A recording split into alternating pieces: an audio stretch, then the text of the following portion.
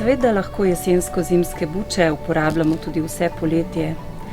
Namenjene so pa za tisti čas, ko v vrtu sicer ničesar ni, saj jih lahko shranimo dolgo v zimo, nekatere celo leto ali več. Pomembno pa je, če bomo buče shranjevali, da so zrele. To pomeni, da je pecelj olesenel. Če ni, potem se buča verjetno ne bo skladiščila dovolj dolgo.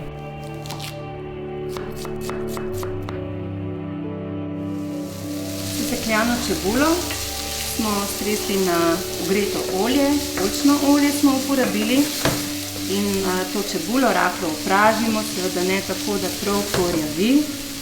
Medtem pa nasekljamo oziroma narežemo na kocke čebulo in tudi česen. Pri tej sirovi bučni piti bi pravzaprav bučo lahko nadomestili s katerokoli zelenjavo.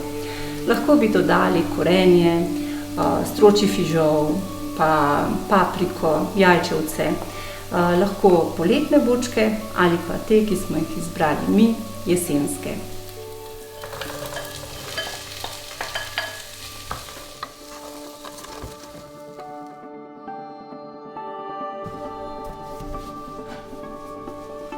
Za bučno pito, pripravljeno z listnatim testom, potrebujemo eno plast listnatega testa, potem pa razvaljamo v primerno velikost, tako da se bo prilegala našemu pekaču.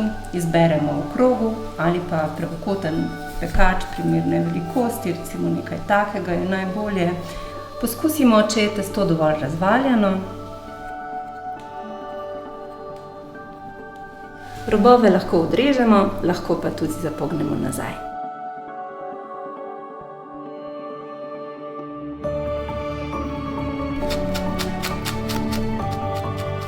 Za nadev sirove bučne pite jajca ubijemo v skledo, dodamo nekaj kisle smetane, peteršilj, prepražene bučke.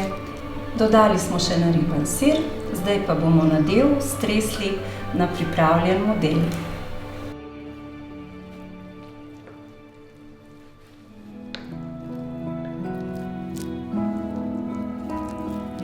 Pito, potreseno z bučnimi semeni, položimo v pečico in pečemo 40 do 45 minut.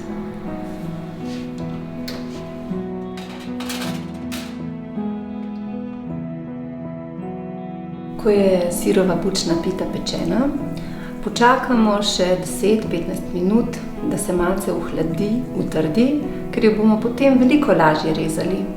Zelo okusna pa je tudi hladna, lahko počaka v hladilniku tudi kakšen dan.